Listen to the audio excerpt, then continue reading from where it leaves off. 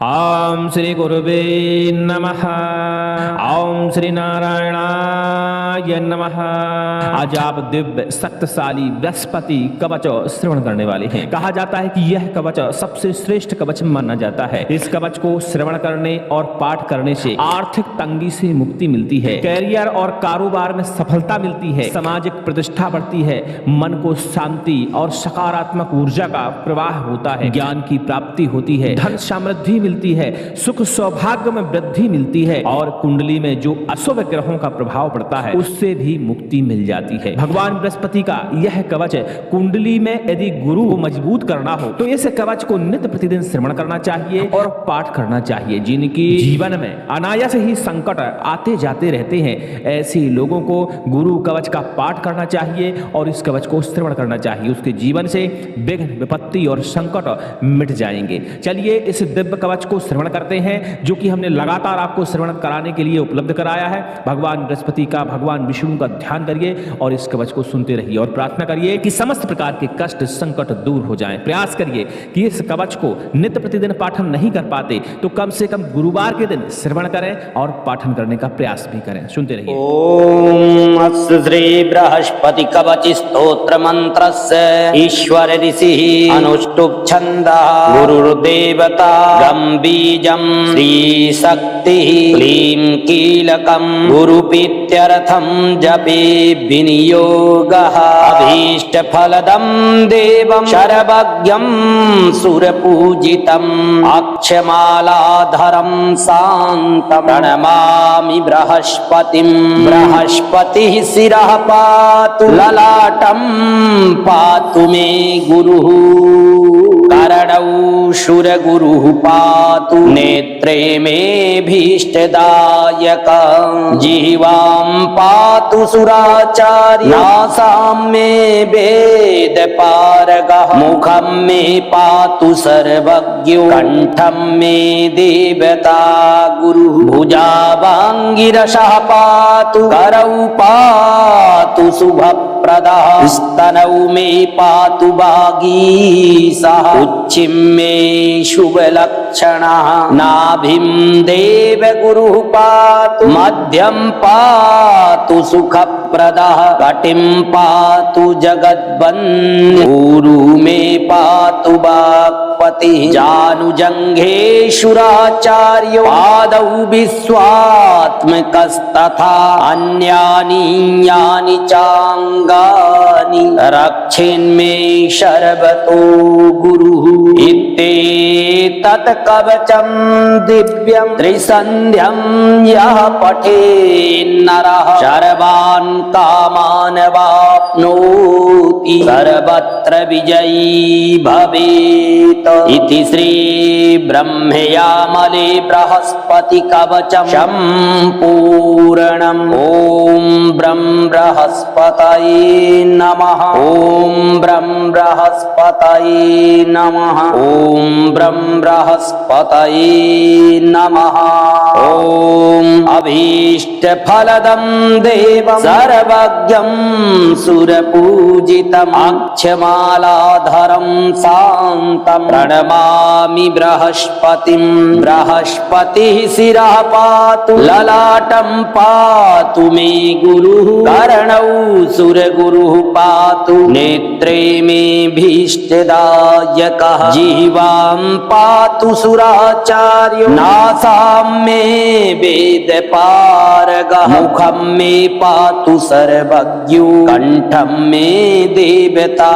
गुरुः भुजावाङ्गिरसः पातु करौ पातु शुभप्रदः स्तनौ मे पातु वागीशः उच्चिं मे शुभलक्षणः नाभिं देवगुरुः पातु मध्यं पातु सुखप्रदः कटिं पातु जगद्बन्धुः ऊरू मे पातु वाक्पतिः जानुजङ्घे सुराचार्यो पादौ विश्वात्मकस्तथा अन्यानि यानि चाङ्गानि रक्षेन्मे शर्वतो गुरुः इत्येतत् कवचं दिव्यं त्रिसन्ध्यं यः पठेन्नरः सर्वान् कामान् वाप्नोति सर्वत्र विजयी भवेत्। इति श्री ब्रह्मयामले बृहस्पति कवचं सम्पूर्णम्। ओम ब्रह्म बृहस्पतये नमः। ओम ब्रह्म बृहस्पतये नमः। ओम ब्रह्म बृहस्पतये नमः। ओम अस्य श्री बृहस्पति कवच स्तोत्र मंत्रस्य ईश्वर ऋषिः अनुष्टुप् छन्दः गुरुर्देवता गं बीजं श्री शक्तिः क्लीं कीलकं गुरुपीत्यर्थं जपे विनियोगः अभीष्ट फलदं देवं सर्वज्ञं सुरपूजितम् अक्षमालाधरं शान्तं प्रणमामि बृहस्पतिं। बृहस्पतिः शिरः पातु ललाटं पातु मे गुरुः करणौ सुरगुरुः पातु नेत्रे मे भीष्टदायक जिह्वां पातु सुराचार्य नासां मे वेदपारगः मुखं मे पातु सर्वज्ञो कण्ठं मे देवता गुरुः भुजावाङ्गिरसः पातु करौ पातु शुभप्रदः स्तनौ मे पातु वागीशः उच्चिं मे शुभलक्षणः नाभिं देवगुरुः पातु मध्यं पातु सुखप्रदः कटिं पातु जगद्वन्द्य ऊरु मे पातु वाक्पतिः जानुजङ्घे सुराचार्यो पादौ विश्वात्मकस्तथा अन्यानि यानि चाङ्गानि रक्षेन्मे सर्वतो गुरुः। इत्येतत् कवचं दिव्यं त्रिसन्ध्यं यः पठेन्नरः सर्वान् कामान् वाप्नोति सर्वत्र विजयी भवेत्। इति श्री ब्रह्मयामले बृहस्पति कवचं सम्पूर्णम्। ओम ब्रह्म बृहस्पतये नमः। ओम ब्रह्म बृहस्पतये नमः। ओम ब्रह्म बृहस्पतये नमः। ओम अभीष्ट फलदं देवं सर्वज्ञं सुरपूजितम् अक्षमालाधरं शान्तं प्रणमामि बृहस्पतिं। बृहस्पतिः शिरः पातु ललाटं पातु मे गुरुः करणौ सुरगुरुः पातु नेत्रे मे भीष्टदायकः जिह्वां पातु सुराचार्यो नासां मे वेदपारगः मुखं मे पातु सर्वज्ञो कण्ठं मे देवता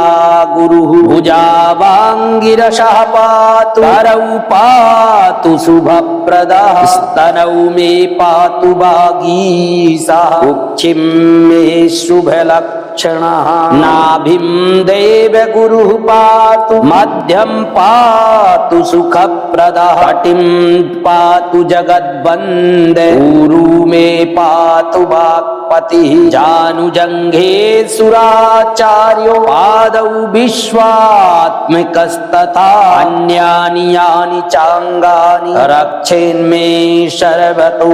गुरुः। इत्येतत् कवचं दिव्यं त्रिसन्ध्यं यः पठेन्नरः सर्वान् कामान् वाप्नोति सर्वत्र विजयी भवेत्। इति श्री ब्रह्मयामले बृहस्पति कवचं सम्पूर्णम्। ओम ब्रह्म बृहस्पतये नमः। ओम ब्रह्म बृहस्पतये नमः। ओम ब्रह्म बृहस्पतये नमः। ओम अस्य श्री बृहस्पति कवच स्तोत्र मंत्रस्य ईश्वर ऋषिः अनुष्टुप् अनुष्टुप् छन्दः गुरुर्देवता गं बीजं श्रीशक्तिः क्लीं कीलकं गुरुपीत्यर्थं जपे विनियोगः अभीष्टफलदं देवं शरभग्यं सुरपूजितम् अक्षमालाधरं शान्तं प्रणमामि बृहस्पतिं बृहस्पतिः शिरः पातु ललाटं पातु मे गुरुः करणौ शूरगुरुः पातु नेत्रे मे भीष्टदायक जिह्वां पातु सुराचार्य नासां मे वेदपारगः मुखं मे पातु सर्वज्ञो कण्ठं मे देवता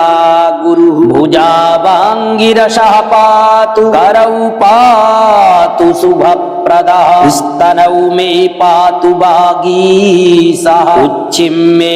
शुभलक्षणः नाभिं देवगुरुः पातु मध्यं पातु सुखप्रदः कटिं पातु जगद्वन्द्यः ऊरू मे पातु वाक्पतिः जानुजङ्घे शुराचार्यो पादौ विश्वात्मकस्तथा अन्यानि यानि चाङ्गानि रक्षेन्मे शर्वतो गुरुः इत्येतत् कवचं दिव्यं त्रिसन्ध्यं यः पठेन्नरः सर्वान् कामान् वाप्नोति सर्वत्र विजयी भवेत् इति श्री ब्रह्मयामले बृहस्पति कवचं सम्पूर्णम् ॐ ब्रं बृहस्पतये नमः ॐ ब्रं बृहस्पतये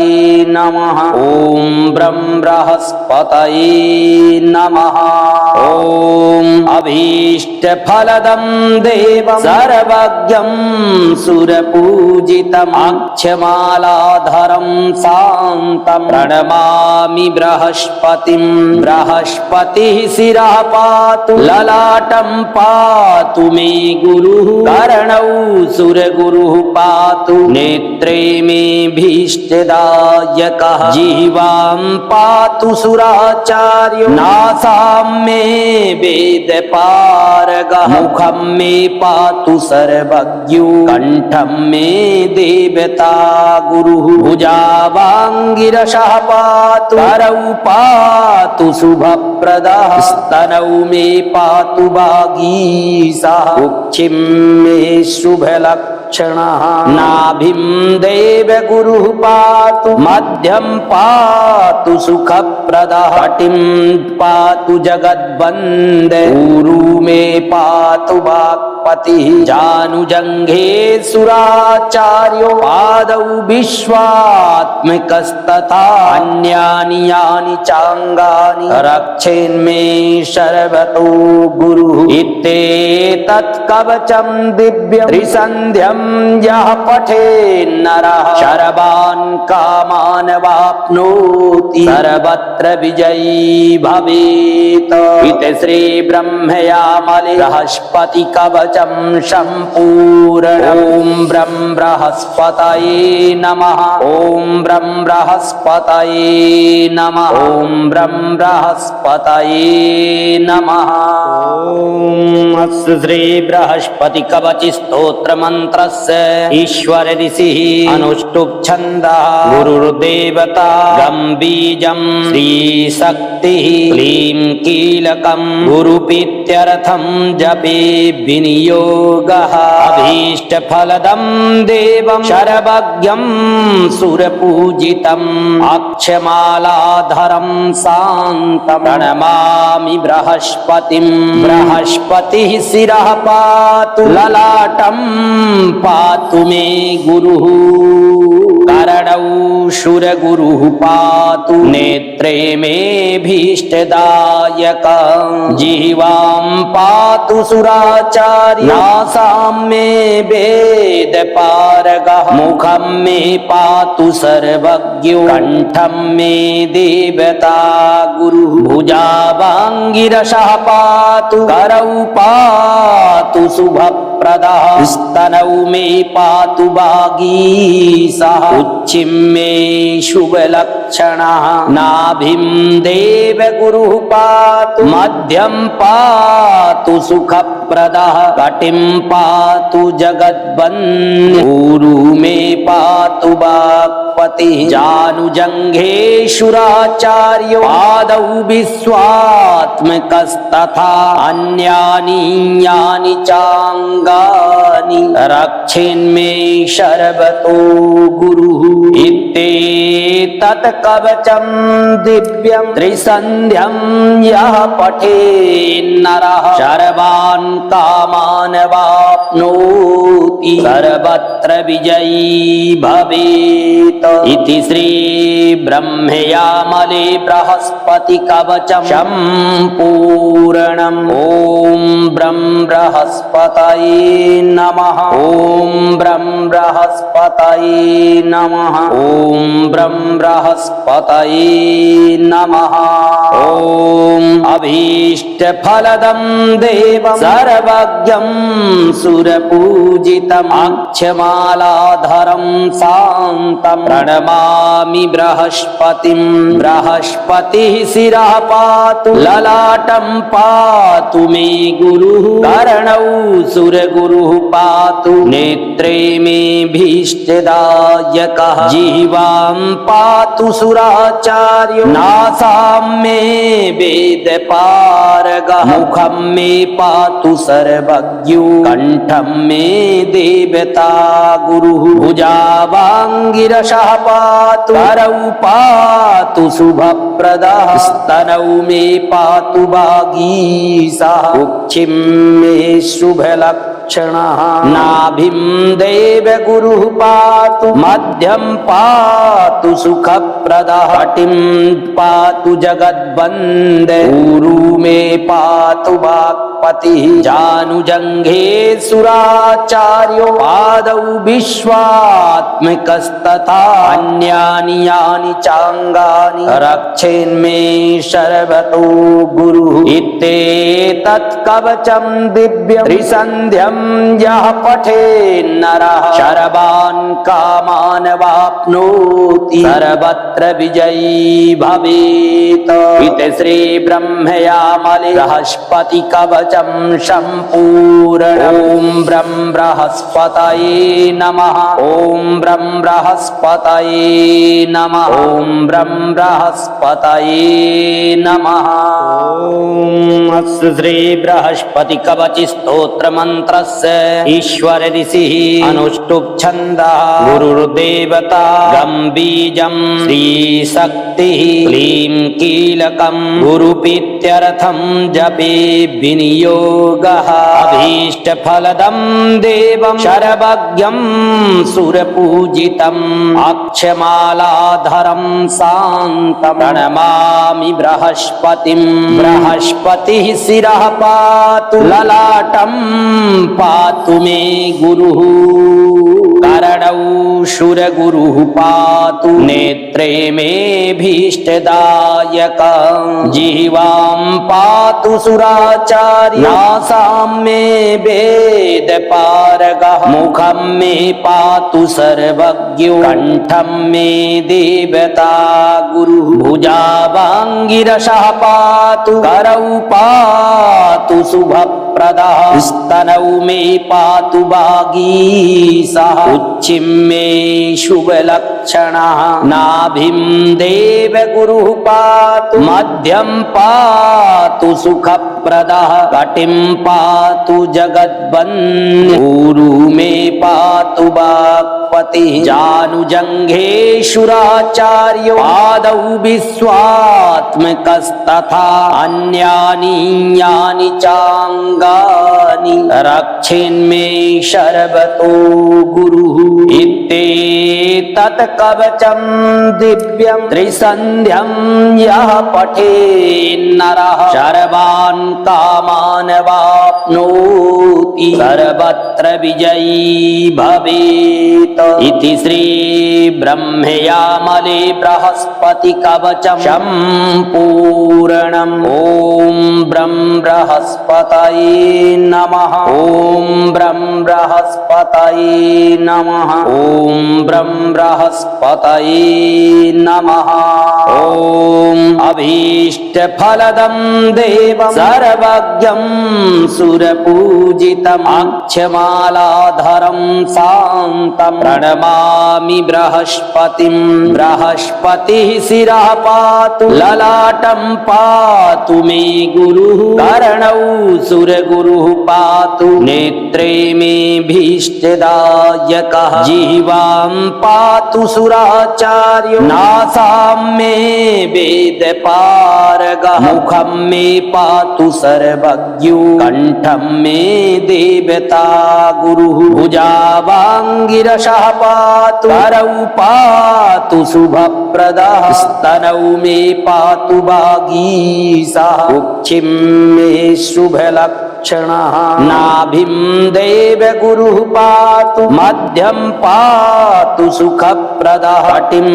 पातु जगद्वन्द्य ऊरू मे पातु वाक्पतिः जानुजङ्घे सुराचार्यो पादौ विश्वात्मकस्तथा अन्यानि यानि चाङ्गानि रक्षेन्मे सर्वतो गुरुः इत्येतत् कवचं दिव्यं त्रिसन्ध्यं यः पठेन्नरः सर्वान् कामान् वाप्नोति सर्वत्र विजयी भवेत् इति श्री ब्रह्मयामले बृहस्पति कवचं सम्पूर्णम् ॐ ब्रं बृहस्पतये नमः ॐ ब्रं बृहस्पतये नमः ॐ ब्रं बृहस्पतये नमः ॐ अस्य श्री बृहस्पति कवच स्तोत्र मंत्रस्य ईश्वर ऋषिः अनुष्टुप् छन्दः गुरुर्देवता गं बीजं श्री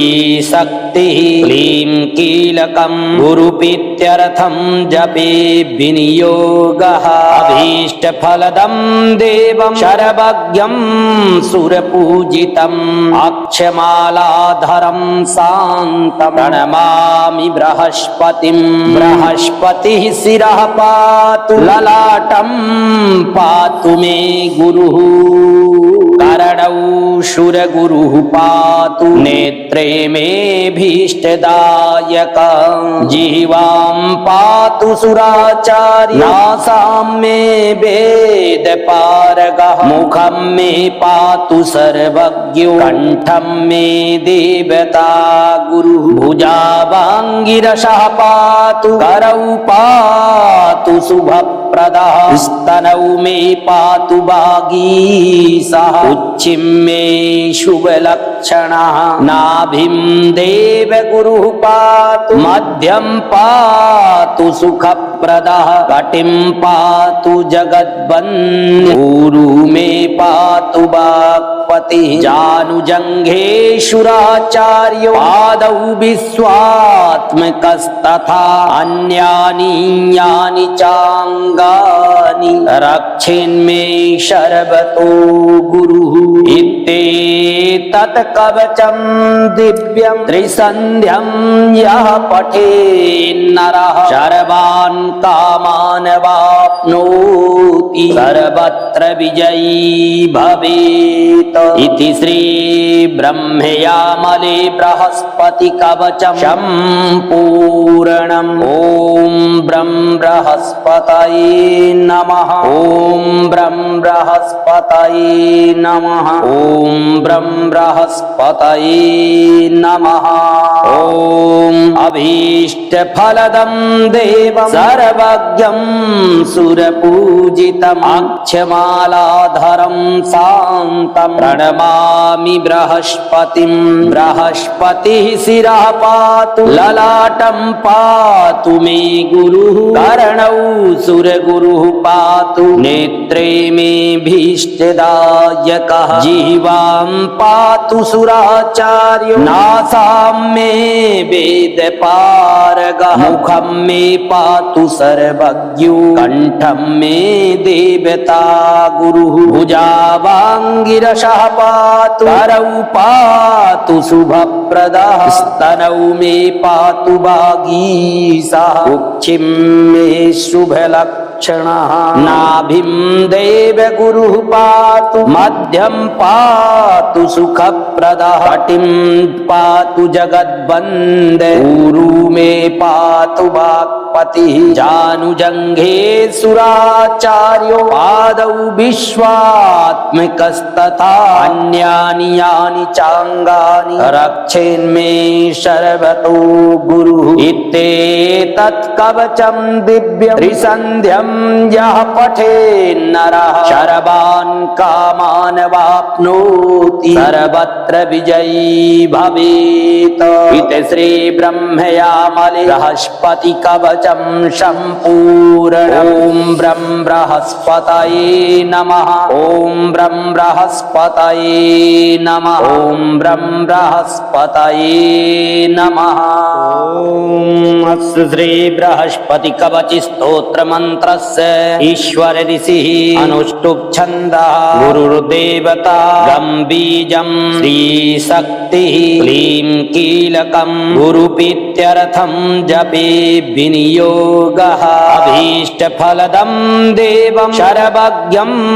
सुरपूजितम् अक्षमालाधरं शान्तं प्रणमामि बृहस्पतिं बृहस्पतिः शिरः पातु ललाटं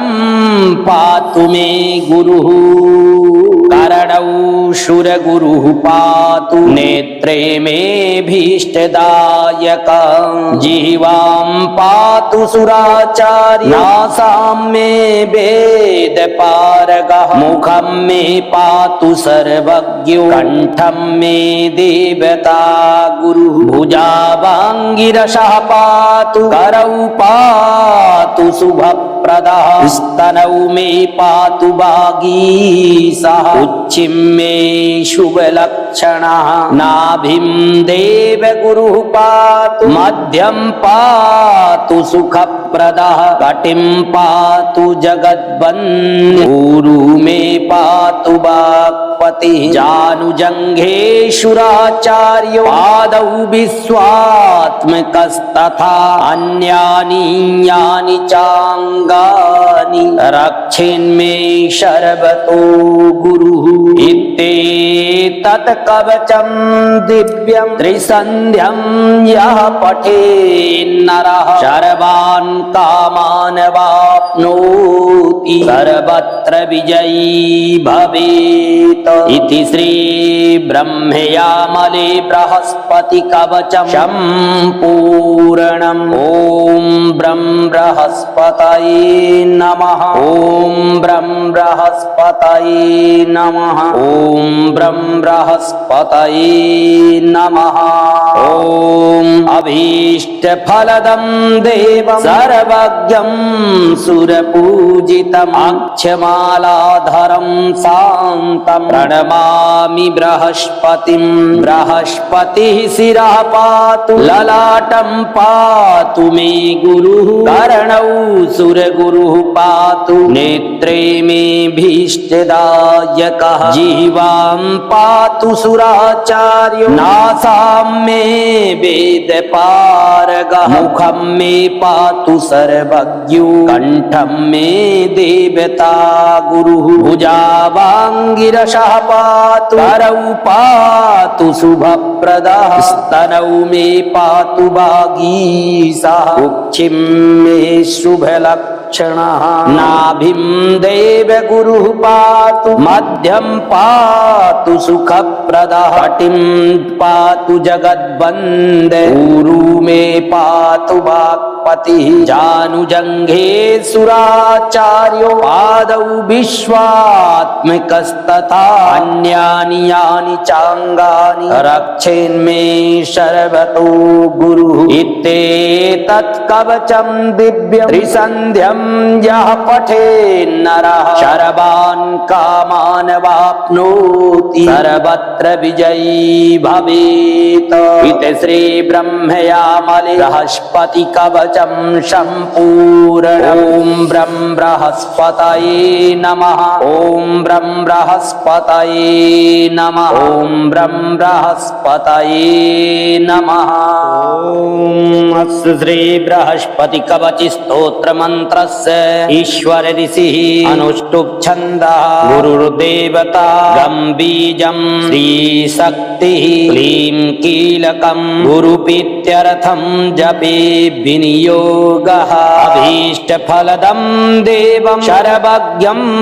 सुरपूजितम् अक्षमालाधरं शान्तं प्रणमामि बृहस्पतिं बृहस्पतिः शिरः पातु ललाटं पातु मे गुरुः करणौ सुरगुरुः पातु नेत्रे मे भीष्टदायक जिह्वां पातु सुराचार्य नासां मे वेदपारगः मुखं मे पातु सर्वज्ञो कण्ठं मे देवता गुरुः भुजावाङ्गिरसः पातु करौ पातु शुभप्रदः स्तनौ मे पातु वागीशः उच्चिं मे शुभलक्षणः नाभिं देवगुरुः पातु मध्यं पातु सुखप्रदः कटिं पातु जगद्वन्द्यः ऊरू मे पातु वाक्पतिः जानुजङ्घे सुराचार्यो पादौ विश्वात्मकस्तथा अन्यानि यानि चाङ्गानि रक्षेन्मे सर्वतो गुरुः इत्येतत् कवचं दिव्यं त्रिसन्ध्यं यः पठेन्नरः सर्वान् कामान् वाप्नोति सर्वत्र विजयी भवेत् इति श्री ब्रह्मयामले बृहस्पति कवचं सम्पूर्णम् ॐ ब्रं बृहस्पतये नमः ॐ ब्रं बृहस्पतये नमः ॐ ब्रं बृहस्पतये नमः ॐ अभीष्टफलदं देवं सर्वज्ञं सुरपूजितम् अक्षमालाधरं शान्तं प्रणमामि बृहस्पतिं बृहस्पतिः शिरः पातु ललाटं पातु मे गुरुः करणौ सुरगुरुः पातु नेत्रे मे भीष्टदायकः जिह्वां पातु सुराचार्यो नासां मे वेदपारगः मुखं मे पातु सर्वज्ञो कण्ठं मे देवता गुरुः भुजावाङ्गिरसः पातु करौ पातु शुभप्रदः स्तनौ मे पातु वागीशः उच्चिं मे शुभलक्षणः नाभिं देवगुरुः पातु मध्यं पातु सुखप्रदः कटिं पातु जगद्वन्द्यः ऊरू मे पातु वाक्पतिः जानुजङ्घे सुराचार्यो पादौ विश्वात्मकस्तथा अन्यानि यानि चाङ्गानि रक्षेन्मे सर्वतो गुरुः इत्येतत् कवचं दिव्यं त्रिसन्ध्यं यः पठेन्नरः सर्वान् कामान् वाप्नोति सर्वत्र विजयी भवेत् इति श्री ब्रह्मयामले बृहस्पति कवचं सम्पूर्णम् ॐ ब्रं बृहस्पतये नमः ॐ ब्रं बृहस्पतये नमः ॐ ब्रं बृहस्पतये नमः ॐ अस्य श्री बृहस्पति कवच स्तोत्र मंत्रस्य ईश्वर ऋषिः अनुष्टुप् छन्दः गुरुर्देवता गं बीजं श्री शक्तिः क्लीं कीलकं गुरुप्रीत्यर्थं जपे विनियोगः अभीष्ट फलदं देवं सर्वज्ञं सुरपूजितम् अक्षमालाधरं शान्तं प्रणमामि बृहस्पतिं बृहस्पतिः शिरः पातु ललाटं पातु मे गुरुः करणौ सुरगुरुः पातु नेत्रे मे भीष्टदायक जिह्वां पातु सुराचार्य नासां मे वेदपारगः मुखं मे पातु सर्वज्ञो कण्ठं मे देवता गुरुः भुजावाङ्गिरसः पातु करौ पातु शुभप्रदः स्तनौ मे पातु वागीशः उच्चिं मे शुभलक्षणः नाभिं देवगुरुः पातु मध्यं पातु सुखप्रदः कटिं पातु जगद्वन्द्यः ऊरु मे पातु वाक्पतिः जानुजङ्घे शुराचार्यो पादौ विश्वात्मकस्तथा अन्यानि यानि चाङ्गानि रक्षेन्मे सर्वतो गुरुः इत्येतत् कवचं दिव्यं त्रिसन्ध्यं यः पठेन्नरः सर्वान् कामान् वाप्नोति सर्वत्र विजयी भवेत् इति श्री ब्रह्मयामले बृहस्पति कवचं सम्पूर्णम् ॐ बृहस्पतये नमः ॐ बृहस्पतये नमः ॐ बृहस्पतये नमः ॐ अभीष्टफलदं देवं सर्वज्ञं सुरपूजितम् अक्षमालाधरं शान्तं प्रणमामि बृहस्पतिं बृहस्पतिः शिरः पातु ललाटं पातु मे गुरुः कर्णौ सुरगुरुः पातु नेत्रे मे भीष्टदायकः जिह्वां पातु सुराचार्यो नासां मे वेदपारगः मुखं मे पातु सर्वज्ञो कण्ठं मे देवता गुरुः भुजावाङ्गिरसः पातु करौ पातु शुभप्रदः स्तनौ मे पातु वागीशः उच्चिं मे शुभलक्षणः नाभिं देवगुरुः पातु मध्यं पातु सुखप्रदः कटिं पातु जगद्वन्द्यः ऊरु मे पातु वाक्पतिः जानुजङ्घे सुराचार्यो पादौ विश्वात्मकस्तथा अन्यानि यानि चाङ्गानि रक्षेन्मे सर्वतो गुरुः इत्येतत् कवचं दिव्यं त्रिसन्ध्यं यः पठेन्नरः सर्वान् कामान् वाप्नोति सर्वत्र विजयी भवेत् इति श्री ब्रह्मयामले बृहस्पति कवचं सम्पूर्णम् ॐ बृहस्पतये नमः ॐ बृहस्पतये नमः ॐ बृहस्पतये नमः।